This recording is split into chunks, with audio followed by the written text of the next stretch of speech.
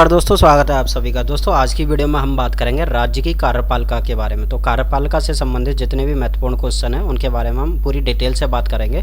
तो दोस्तों अंत तक जरूर बने रहिएगा। लेकिन दोस्तों आगे बढ़ने से पहले आपसे निवेदन है, अगर आप हमारे चैनल पर नए हैं तो प्लीज़ चैनल को सब्सक्राइब जरूर कर लीजिएगा, साथ ही बेल आइकन को भी प्रेस कर लीजिएगा जिससे आगे आने वाले हर वीडियो का नोटिफिकेशन आपको मिलता रहे। तो चलिए शुरुआत करते हैं। चलिए हम बात करते हैं सबसे पहले क्वेश्चन की, जिसमें पूछा गया है कि किस संविधान संशोधन के अनुसार एक व्यक्ति को 2 या 2 से अधिक राज्यों का राज्यपाल नियुक्त किया जा सकता है। ऐसा किस संविधान संशोधन के तहत प्रावधान किया गया था? ऑप्शन है आपके 9वां संविधान संशोधन, दूसरा आपका 7वें संविधान संशोधन के द्वारा, 10वें संविधान संशोधन के द्वारा और 12वें संविधान संशोधन के द्वारा।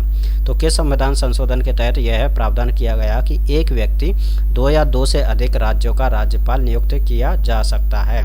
तो इसका आंसर हो जाएगा आपका ऑप्शन नंबर बी, 7वां संविधान संशोधन 1956 के द्वारा यहाँ पर प्रावधान किया गया कि एक व्यक्ति 2 या 2 से अधिक राज्यों का राज्यपाल नियुक्त किया जा सकता है। वहीं हम 9वें संविधान संशोधन की बात करते हैं तो 9वें संविधान संशोधन के द्वारा यहाँ पर जो बेरूबारी क्षेत्र था, बेरूबारी और खुलना क्षेत्र को जो है तत्कालीन जो पाकिस्तान था 1960 की बात है, तो 1960 में जो पाकिस्तान था, वर्तमान में जो बांग्लादेश है, उसको यहाँ पर ये क्षेत्र क्या किए गए थे, प्रदान किए गए थे। ठीक है, हस्तांतरण किए गए थे। इन क्षेत्रों को पाकिस्तान को दे दिया गया था 1960 में 9वें संविधान संशोधन के द्वारा। तो काफ़ी इंपॉर्टेंट है, कई बार पूछा गया है कि बेरूबारी जो क्षेत्र है उसको किस संविधान संशोधन के तहत पाकिस्तान को यहाँ पर हस्तांतरण किया गया था? वो है आपका 9वां संविधान संशोधन 1960 के द्वारा। अब हम 10वें संविधान संशोधन की बात करते हैं तो 10वां संविधान संशोधन था 1961 में किया गया था, और 10वें संविधान संशोधन के द्वारा यहाँ पर जो पुर्तगाली क्षेत्र था दादरा और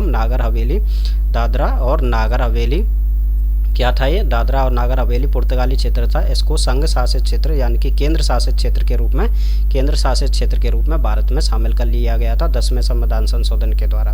वहीं हम 12वें संविधान संशोधन की बात करते हैं तो 12वां संविधान संशोधन 1962 में किया गया था।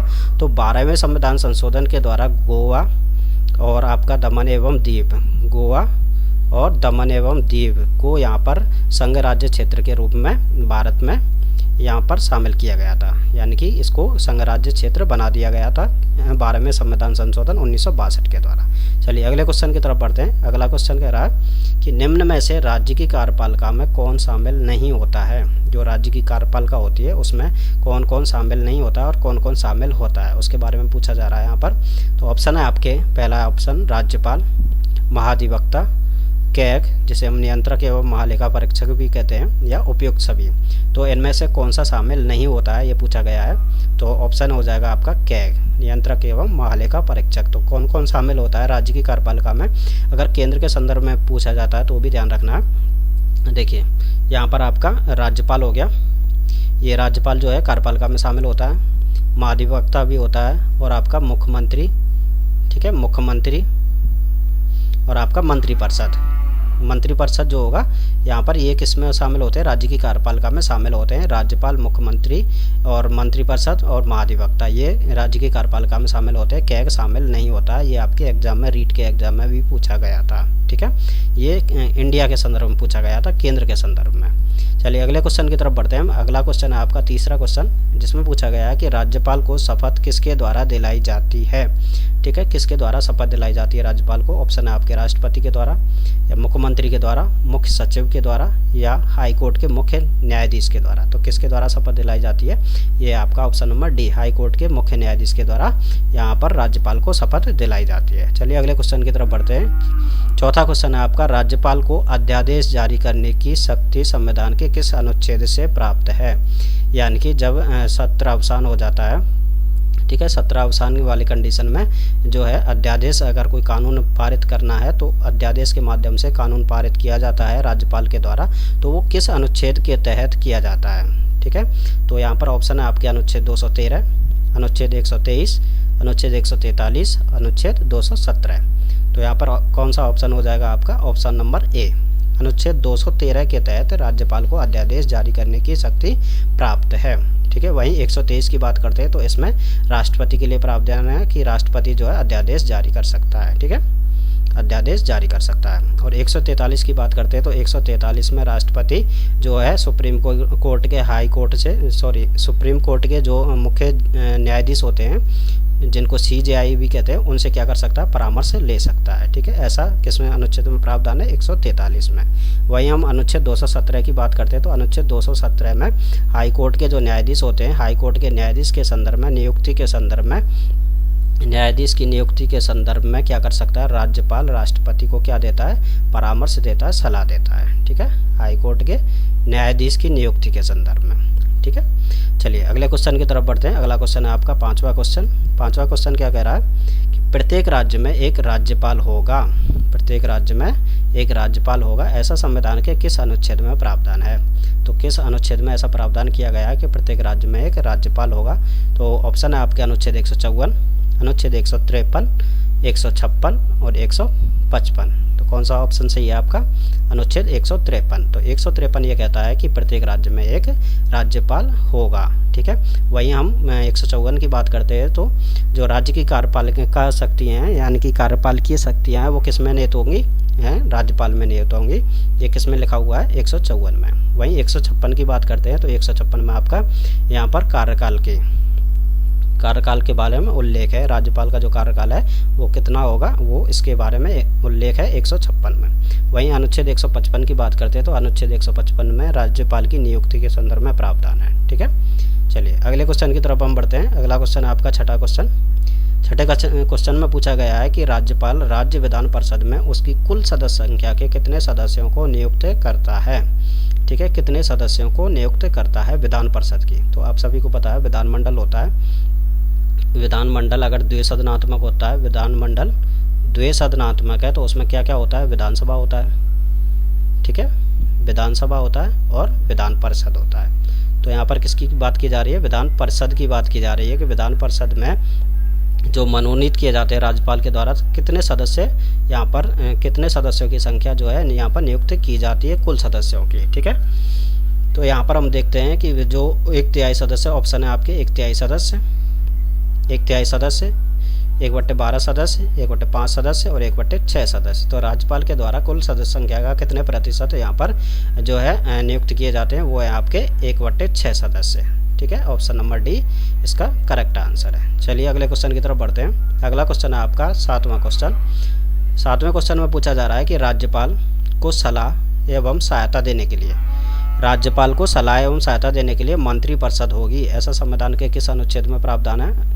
ठीक है, संविधान में प्रावधान है किसमें, राज्यपाल को सलाह एवं सहायता देने के लिए मंत्रिपरिषद होगी। तो यहाँ पर ऑप्शन है आपके अनुच्छेद 163, अनुच्छेद 164, अनुच्छेद 165 और अनुच्छेद 167। तो इसका ऑप्शन हो जाएगा अनुच्छेद 163, यानी कि 163 में यह प्रावधान है कि राज्यपाल को सलाह एवं सहायता देने के लिए एक मंत्रिपरिषद होगी।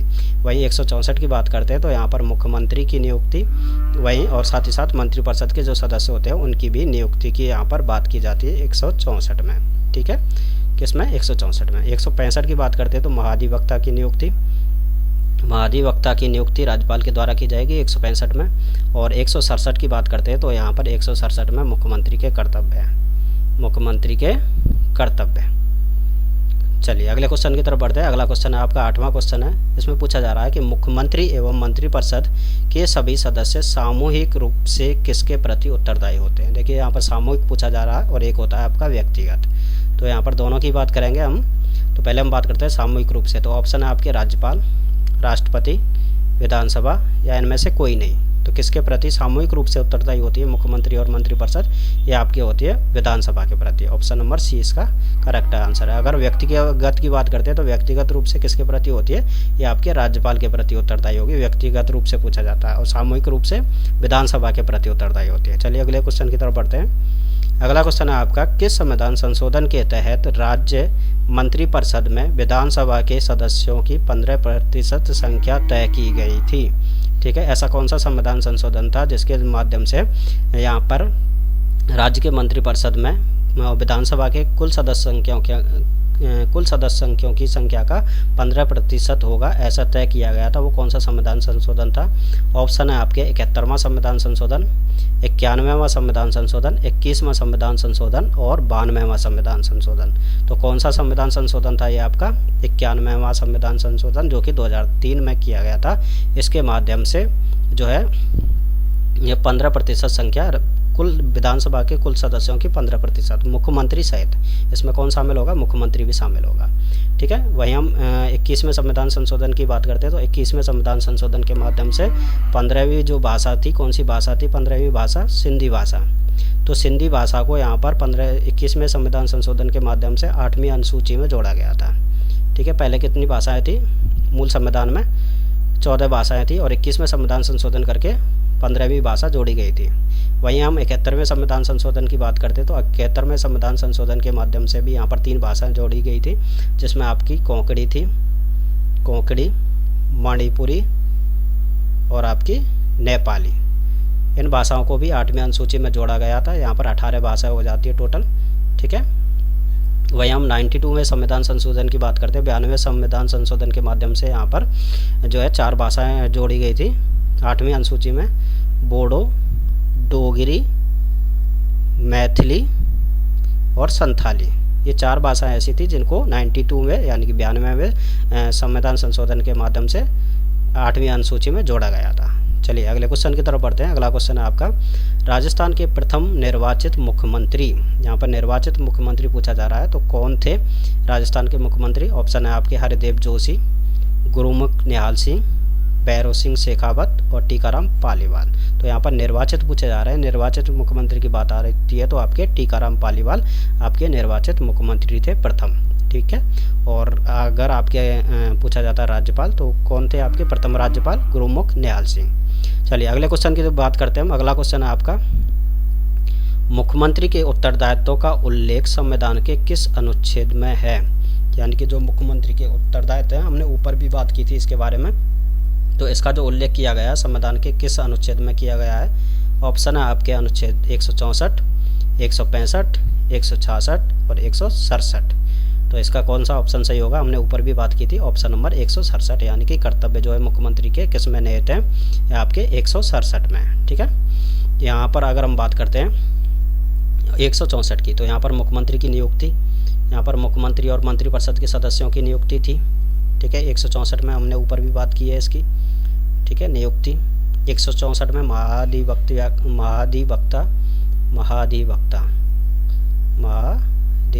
की नियुक्ति। ठीक है। 165 में किसके द्वारा की जाएगी? राज्यपाल के द्वारा। वहीं 166 की बात करते हैं, तो यहाँ पर जो राज्य के कार्यपालिका के जो कार्यकारी कार्य हैं किसके नाम से किए जाएंगे? राज्यपाल के नाम से किए जाएंगे। ऐसा किस में उल्लेख है? आपके 166 में उल्लेख है। ठीक है। तो ऑप्शन इसका कौन सा सही हो जाएगा? 167। चलिए अगले क्वेश्चन की तरफ बढ़ते हैं। अगला क्वेश्चन है बहुत ही आपका आसान सरल सा क्वेश्चन है। इसमें पूछा जा रहा है कि मुख्यमंत्री की न्यूनतम आयु कितनी होगी? तो न्यूनतम आयु पूछी जाती है, आपकी पूछी जा रही है इसमें। ऑप्शन है आपके 22 वर्ष, 25 वर्ष, 30 वर्ष और 35 वर्ष। तो काफ़ी आसान सवाल है, इसका आंसर हो जाएगा आपका 25 वर्ष। चलिए अगले क्वेश्चन की तरफ बढ़ते हैं। अगला क्वेश्चन है आपका 13वां क्वेश्चन है आपका, महाधिवक्ता की नियुक्ति संविधान के किस अनुच्छेद के तहत की जाती है? देखिए यहाँ पर आपसे एक निवेदन भी है, अगर वीडियो पसंद आ रहा है, जानकारी पसंद आ रही है, तो वीडियो को लाइक भी कर दीजिएगा साथ ही साथ। ठीक है। अब हम बात करते हैं महाधिवक्ता की नियुक्ति। जो महाधिवक्ता होता है उसकी नियुक्ति संविधान के किस अनुच्छेद के तहत की जाती है? तो हमने इसके बारे में ऊपर भी कई बार बात कर चुके हैं। तो ऑप्शन है आपके अनुच्छेद 165, अनुच्छेद 163, अनुच्छेद 167, अनुच्छेद 164। तो किस अनुच्छेद के तहत महाधिवक्ता की नियुक्ति राज्यपाल के द्वारा की जाती है? ये आपका ऑप्शन हो जाएगा 165। ऊपर भी हम बात कर चुके हैं। ठीक है। अनुच्छेद 163 इसकी भी कई बार बात कर चुके हैं। यहाँ पर सहायता और सलाह देने के लिए मंत्रिपरिषद होगी राज्यपाल को। यहाँ पर इसमें कर्तव्य है मुख्यमंत्री के, और 164 में मुख्यमंत्री और मंत्रिपरिषद के सदस्यों की नियुक्ति है। चलिए अगले क्वेश्चन की तरफ बढ़ते हैं। अगला क्वेश्चन है आपका, निम्न में से कौन से मुख्यमंत्री भारत-पाक, यानी जो भारत और पाकिस्तान का युद्ध हुआ था 1971 में, तो उस समय जो राजस्थान के मुख्यमंत्री थे वो कौन से थे? ऑप्शन है आपके भैरव सिंह शेखावत, हरिदेव जोशी, मोहनलाल सुखाड़िया और बरकतुल्ला खां। तो कौन सा ऑप्शन है आपका सही? बरकतुल्ला खां। तो राजस्थान के जो मुख्यमंत्री थे भारत पाक युद्ध के समय 1971 में, वो थे बरकतुल्ला खां। चलिए अगले क्वेश्चन की तरफ बढ़ते हैं, और ये आपका लास्ट क्वेश्चन भी है, 15वां क्वेश्चन, जिसमें आपका कार्यपालिका है वो कवर हो जाएगा। महत्वपूर्ण क्वेश्चन है जितने भी, उनकी हमने आज की वीडियो में बात की है, ठीक है। और आप मुझे कमेंट में ज़रूर बताइएगा कि जो 15 क्वेश्चन हमने पूछे हैं उनमें से कितने क्वेश्चन आपके सही गए हैं और आपकी तैयारी कितनी अच्छी है, पता चलेगा इससे। तो अगले क्वेश्चन की बात करते हैं, जो कि अंतिम क्वेश्चन है आपका। इसमें पूछा जा रहा है कि मंत्रिपरिषद के सदस्यों के विभागों, जो मंत्रिपरिषद के सदस्य होते हैं, मंत्री होते हैं, उनमें विभागों का जो आवंटन किया जाता है और उनमें फेरबदल किया जाता है, तो ऐसा करने का अधिकार किसको दिया गया है? तो यहाँ पर ऑप्शन है आपके, विधानसभा का अध्यक्ष कर सकता है, या फिर मुख्यमंत्री कर सकता है, या राष्ट्रपति कर सकता है, या राज्यपाल कर सकता है। तो कौन कर सकता है ऐसा?